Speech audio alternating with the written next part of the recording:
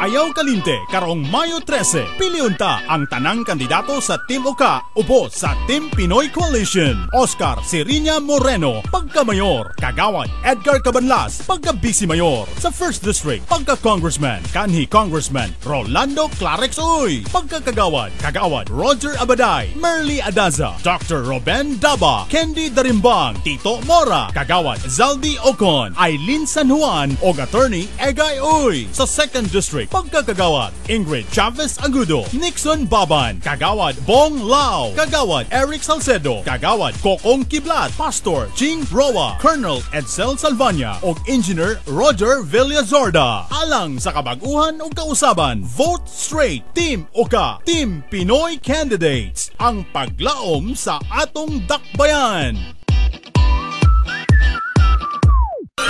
Oscar Moreno, tao nga mataro, maligdong, kasaligan, daggan ug nahimo sa lalawigan, sayon duol ug sayon pagitaon, pag-asa sa kabataan. Oscar Moreno, matinabangon sa mga kabus, dangpanan sa mga dinaog-daog ug linupigan, mubarog para sa hustisya ug kangayan. Oscar Moreno, pagka-mayor, piliun ta Oka Moreno, pagka-mayor, daggan ug nahimo sa lalawigan. Oka Moreno, pagka-mayor, Oka Moreno. Hapsay nga panggobyerno. Alang sa Cagayan de Oro, kabaguhan, kausaban, alang sa kaayuhan sa tanan. Mayor Oka Moreno. Hapsay ang panggobyerno sa Cagayan de Oro. Sulong Mayor Moreno. Go, go, go! At usab nga kauban karon isa pa sa mga nag-advocate gyapon no, naglabisan para sa ato nga pagprotektar sa atong kinaiyahan, Nixon Baban. Good morning, sir. Maayong buntag, Maricel. Happy birthday, girly Mora. Ug akong pagtahod sa tanang mga tigtig paminaw diri sa Basta Radyo Bombo. Yan, gulba no. Basta gani Nixon Baban ug Tito Mora ang atong madunggan dinha sa kanginan sa nangagi nga mga bulan. Diha gyud ang kinaiyahan gyud ang punteriya sa ilahang mga pamahayag tungod ka importante kini kayo, pero mas may siguro masayra nato gikan atong unahon sabya no Nixon Baban. Sir, nganong kinahanglan nga dunay usa ka tawo nga magdala sa tingog didto sa hawanan sa konseho alang sa atong kinaiyahan? Sa dili pa nako nato bagon, Maricel, gusto lang nako ipahibalo sa tanan nga gikan sa kadalanan atong dalhon kaning kausa diha sa konseho para matagaan kita og mas dako nga tingog. But dili ko ga-agree nga isa ra ka tingog kinahanglan diha sa konseho. Okay. Isa ra ko sa mga tingog posible nga mag-lead apan kinahanglan kaming tanan inyong pilion kay kung ako ra isa diha sa konseho magpabilin nga tingog sa kinaiyahan, mapagaw ra kog sigig-singgit og supak, wala ra gihapon mahitabo. Busa mao kana ang akong hagit sa tanan nga kung inyo gani pilion si Baban, pilion ninyo tanan ang mga kauban nako sa Liberal Party. Yeah. Basta gani hisgutan environment, nature, earth, inana no. Sometimes dili kaayo interesado ang mga tao. Maingon sila boring, gusto sa tao katong mas mga sensational nga mga storya no. Nganong kinahanglan man nga hisgutan kana siya? Nganong importante man na siya para sa imo, Sir Nixon Baban? Una sa tanan, Maricel, dili na ko katuo nga it's a lonely battle. It used to be. Sa latest survey nga gibuhat sa Kinaadman Research Center, ang gigawas nga result diha, ang numero 1 nga kalabutan sa katawhan o sa mga butanting Cagayanon karon ang pag-amping sa kinaiyahan. The issue of the environment is the number 1 concern of the voters of Cagayan de Oro. Busa ang kinaiyahan dapat numero 1 sa atong balota kay wala kitay hisgutan nga turismo, agrikultura, ekonomiya o negosyo kung guba ang kinaiyahan. Walay kasulbaran ng kuhusay og kalinaw kung ang kinaiyahan mismo mauna-unya ang numero 1 nga kriminal, Maricel. Yeah. And si Tito Mora no ato sang tan-awon sa senaryo karon, sa sitwasyon karon sa Cagayan de Oro, unsa bay problema nga angay sulbaron? Unang-una, kinahanglan political will on the part sa nagdumala sa atong syudad. Rule of law. Na ang balaod nag-i-issue sa atong presidente, kongreso, naapod ang ordinansa. Number 1, no mining can exist sa Cagayan de Oro with the use of any machine. Kay kung mugamit ka og makinarya, large scale na kana. So kanang gold panning, okay na. Dili pod pwede kanang na-enterprise kanang quarrying within sa 100-200 meters sa usa ka tulay. o kanang quarrying for sand has to have a pond para ma-contain ang iyang siltation. Dili parehas nga sige lang kag quarry, then ang silt mo deposit sa atong mga suba, and then pag abot sa baha, maguba ang atong mga umahan. Remember nga ang importante sa usa ka nasod, bisan unsa sa kadato, walay kwenta kung dili nato mapakanon ang atong kaugalingon. So kinsa may una na maopektahan sa pagguba sa atong environment, ang atong mag-uuma, ang atong mangingisda, ang ilang livelihood. Wala na sila isdang makuha tungod sa unsa na ang makahalar karon. Ask anybody sa nagpuyo diha sa makahalar, ang mga divers tanan, wala na kay makita gayud. So ang atong pagkaon, no, asa man mo gikan. So ang 70% ng atong pagkaon diri sa Cagayan de Oro gikan sa gawas. May na lang nakogi ang mga taga-bukid nun. So naatay mga utanon. Pero kung Cagayan de Oro lang, 30% lang ang pagkaon nagikan sa atong dakbayan. So, pero asa ang kwarta, unsa may atong ikapalit kung ang mismo mangingisda o mag-uuma, dili nila ma-cultivate ang ilang mga farms. Tungod sa, giguba naman ang atong mga bukid dito. Wala giayo ang mga dalan, haron mahimo na silag mulag ulipon sa mga langyaw o kanang mga negosyante o kanang mga kasamtangang opisyal diha sa City Hall na naghatag og permit, mga tag-iya sa mga truck o mga abogado kaning mga nagmimina diha sa atong kabukiran. So importante kay na political will ug ang katawhan mubangon na gayud. Kay mata naman og i-save nato ang atong syudad. Yeah. Okay, balik ta ka nga, salamat sir no, Tito Mora, balik ta kay Sir Nixon Baban. Kung panahon nga ikaw mahimo na nga konsehal sa Dakbayan, unsa ba ang imuhang tutukan?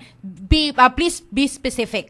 Yes sir. Ma'am Maricel, kay sir man ang imong gitawag sa ato. Una sa tanan, For purposes of the radio, Lord. Sel, Bitaw, sige. as a lawmaker, the first thing that I will do is not to legislate more laws. Daghan na kaig mga laws. I have to see to it that laws are being followed, implemented, executed. Sa ang una nga angay nato nga pagabuhaton, kung mapili kita is undangon nato ang pag-aga sa dugo sa atong mga suba o kabukiran. You cannot treat the wound kung dili nimo sa undangon ang bleeding. So that is what we have to do, and then iplastar nato. Mother Nature has to take a breather, magpahulay sa ang mining, atong iplastar, organize nato ang katawhan, labi na ang mga lumad into cooperative para ang kanang bulahan nato, ang resources will be benefited by our own people. Dili kaning mga land in place, mga safety net, so that kining atong gobyerno maka-income pod by way of kanang mga taxes that can be derived from mining. So that kung moabot ang panahon nga kinahanglan i-rehabilitate ang atong mga kasubaan o kaning atong kabukiran, na atay pondo nga magamit. Dili parehas karon nga kaning mga illegal miners gamina diha, wala may kita ang city government. Unya kinsa may who will take care of rehabilitating, repairing kaning mga damage nga ilang gibuhat, di ba? People's money, ang taxes nga gikan sa atong bulsa. Dili lang our program for the environment will not only stop diha, Maricel. We have to make sure nga pati ang mga farmlands ma-repair nato, ma-rehabilitate so that kaning atong mga farmers mag-uuma makabalik na pud diha sa ilang giumahan ug atong mga mangisda makabalik sa ilang naandam nga panginabuhian, thus securing ang food security for Cagayan. Remember nga ang Cagayan, paspas kayo ang growth, ang population nato, paspas kaayo. So asa man nato kuhaon ang atong supply for food, di ba? So we have to ensure ang food basket, ang atong food security, and that is by promoting, enhancing the needs and welfare of our farmers and fisher folks. Yeah. Isa sa atong nasampit kaganina sa no, salamat kayo Nixon Baban. Balik ta kay Tito Mora. Sir, kini bang nasampit ang mga problema diha sa kabukiran, mining, etc. Sayod kita nga daghan ang nanginabuhi dina. Unsa bay alternatibo nga imuhang ma-offer para sa ila? Kabalo Kasel, gahapon nag-adto ta sa Dansulihon dito sa before bot sa Balungkot. Because of ignorance lugar. And saying ignorance on the part of kanang atong mga lumad. There is a systematic attempt, no, or force to make ang atong mga lumads nga ignorant o dependent. Na move nga sa ilang mga kayutaan na protected by the kanang Indigenous Peoples Rights Act. Nga nasad ng mga dinagko nga mga plantation nga mawadaan na pod sila og ilang food security. Simple raman, di man gusto ng mga lumad na magpuyo diha sa Saver Estates nga multimillion nga mansion pareha sa atong mga konsehal karon. Ang ila lang gusto is protection on the ownership leasehold on the property ug naapod sila'y kanang income generating ug eskwelahan para sa ilang mga anak. So ang atong proposal diha is for 1 hectare of forest, you derive this much oxygen which you can now sell and they will pay you in US dollars. Ihatag ka na sa kanang protector of the forest who are the lumads. O kanang gitawag nga gabi, lunchaw ba na? Oh. And then, muna single biggest silang income earner karon. Ang problema is, dependent ka na sila sa dump truck nga ipadala usahay, mutugbong na kung naikarga nga kahoy, no? Kay wala na may ang ROA diha sa property, kay human naman ang leasehold nila. So, improve the roads. The way the governor has done it in Lantad, in the whole entire province of Misamis Oriental. Put the schools, kay ang baklay dito, Diliman Street, kanang up and down ba? Sa bukid yun. And then, pag abot nimo dito, wala pa sulod ang imong tiyan. Then, sudlan napay mo sulod sa imong utok lugar. Lisod na kayo. So, improve the roads, no? And then, have a program of education. Number 3 is give the people the choice. I think ang imong but pasabot karon sir is sama sa sistema ni Governor Moreno sa Misamis Oriental nga mo sa iyang plano dinhi sa Cagayan de Oro. Mao ang pag-empower, paghatag og gahom sa atong katawhan. Kanang tagaan sila og kahigayunan nga mas malambuon nga pamaagi, no? Dili lang magsalig kay ang ilahang kita tingali dinha sa atong pananglitan sa mining establishment nakabarog gani malampuson sila sa ilang panginabuhian natagaan silag skills natudluan silag masahe og siguro kung naapagani kita makita ang mga butang naglimos di sa kadalanan kamay na lang kayo na kung sila gani nga naay kakulangan sa ilang physical kanang capabilities lahutay unsa na lang kaha kini mga tawhana nga kumpleto ang lawas. Ang kinahanglan niini ang suporta sa gobyerno, yes, ang sakto nga programa. Opportunity para sa ilaha. Kay luoy kaayo sab nga imo silang pasagdan diha. Kay ana na lang baho no, pero naay mga pamaagi usab nga kinahanglan sila nga malambuon. Now, dinhi sa atong nahisgutan nato ang kabukiran, but the environment doesn't only talk about the mountains, no? Naa sab tay mga problema sa environment dinhi sa atong kadagatan, dinhi sa atong pag-ariglar sa atong basura dinhi sa syudad. Adun unsa bay atong mga plano niya na? Sir Nixon, please. Maricel, agree ko ana ang environment encompasses or nagsakop sa daghan kay mga programa interrelated kini sa mga programa sa waste management nga spearhead karon ni Kagawad Eric Salcedo kaning mga basura sa atong mga creeks, kinahanglan ka na malimpyuhan kay mao kini ang gabara nga gakusog overflow sa atong mga creeks that results to flood or pagbaha og kanang mga industrial pollution atong emit siguro ang atong mga different mga factories og industries diri sa Cagayan og ato sila i-review ang mga balaod pertaining to kanang environment protection and preservation aron tanan kita hand in hand magtinabangay dili pwedeng atong i-impose kinahanglan nato gamay nga diplomasya hangyoon nato kung unsa gani mga bikil sa una pwede correct aron ang Cagayan moabot ang panahon mahimo kitag isa ka environment. Timora sa pagkakaron ba aduna bay gihatag nga pagtagad ang atong City Hall kabahin sa kinaiyahan?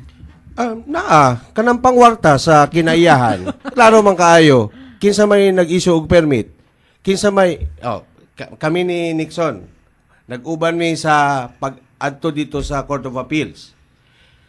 Sa tulo na mo nga hangyo, naiusa na wala ihatag, naghimo og hearing.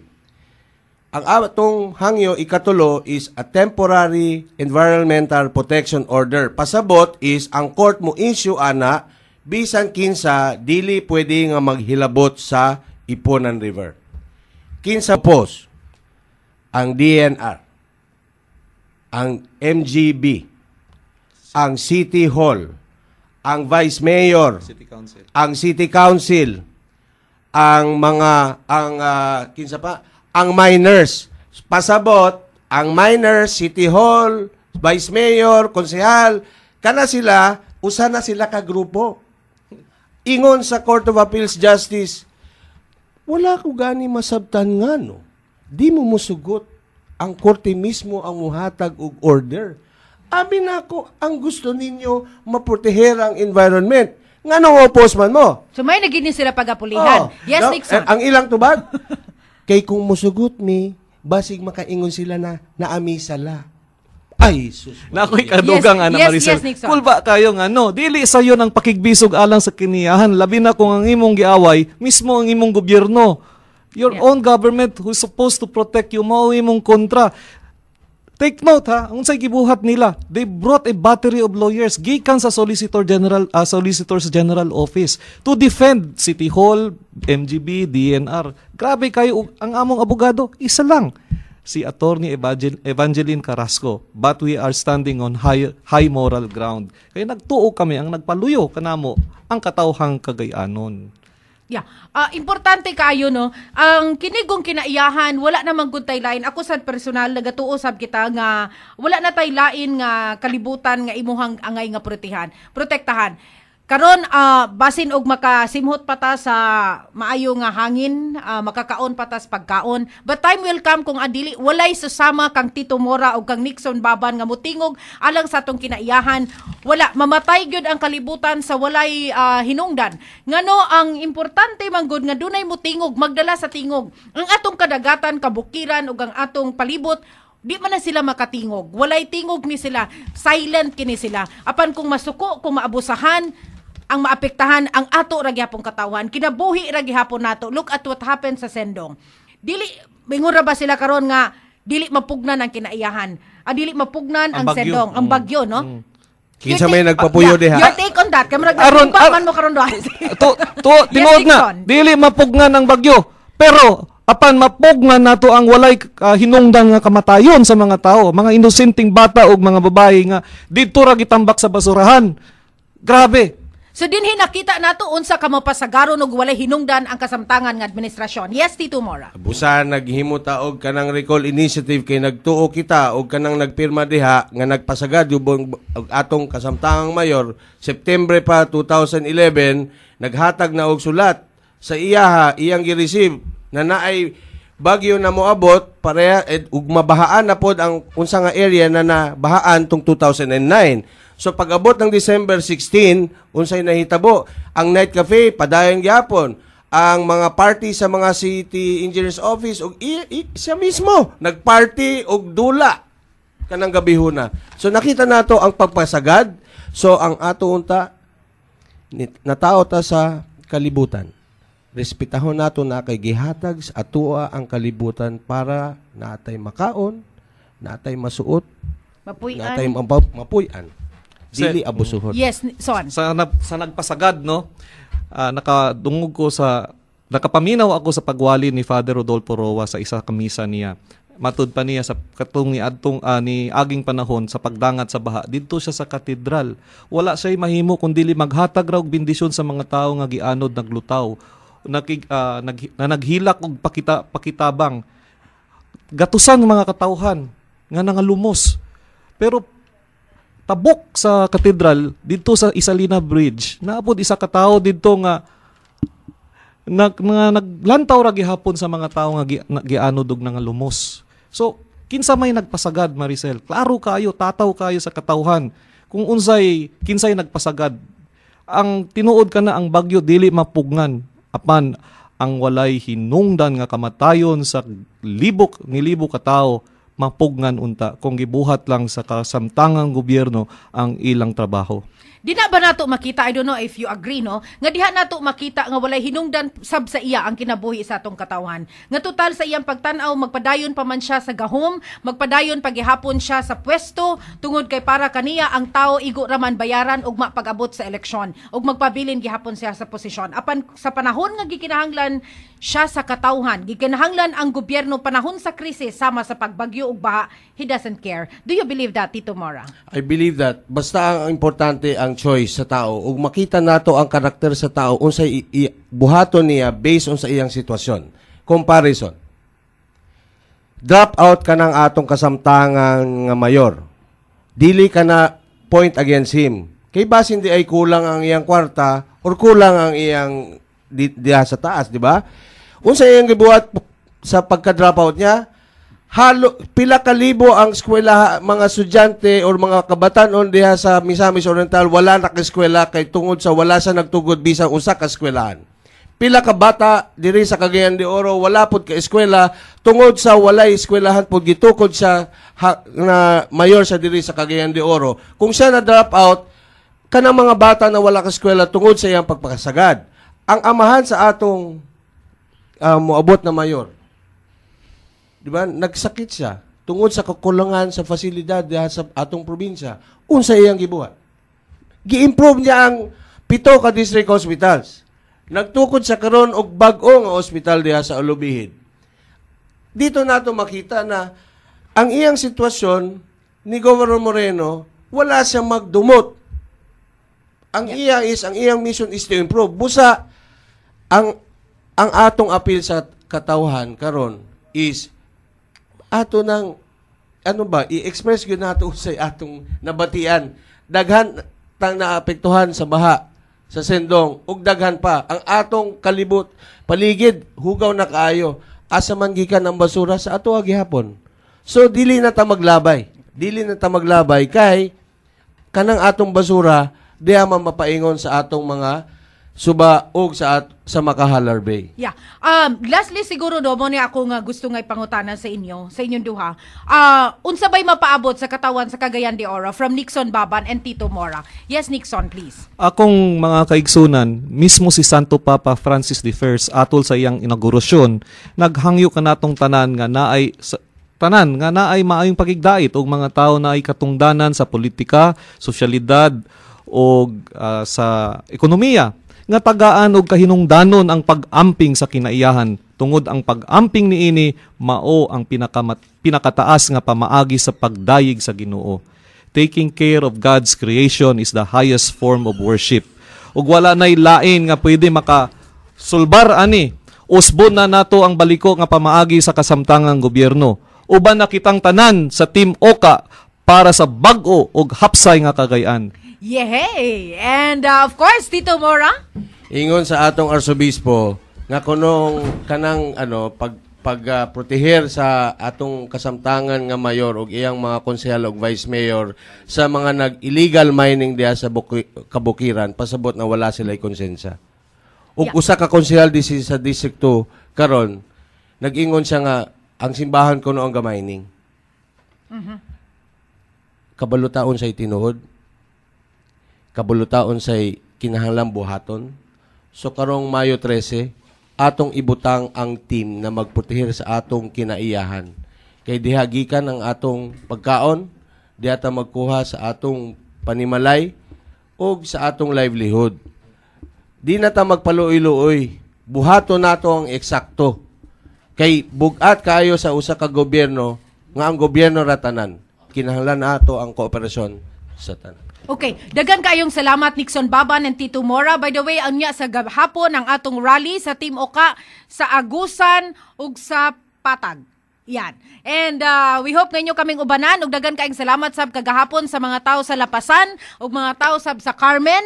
Grabe bisag nag-ulan, nagpadayon pagyapon sila pag-uban sa Team Oka. Mga igala dagan kaayong salamat antud ugma ug pagyapon atong kauban alang sa atong programang Bagong Cagayan de Oro. Kini si Maricel Casino Rivera, maayong buntag Cagayan de Oro ug Misamis Oriental.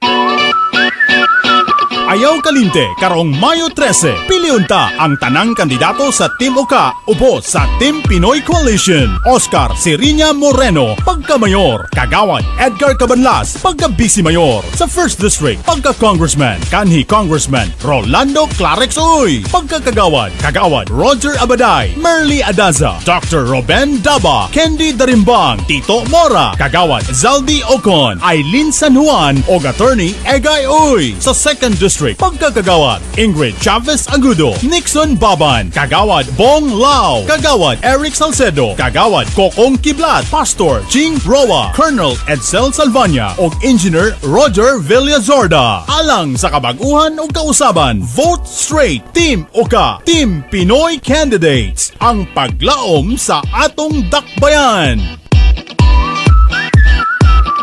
Hapsay nga panggobyerno. Alang sa Cagayan de Oro, kabag-uhan, kausaban, alang sa kaayuhan sa tanan. Mayor Oka Moreno. Hapsay, hapsay, mga gobyerno sa Cagayan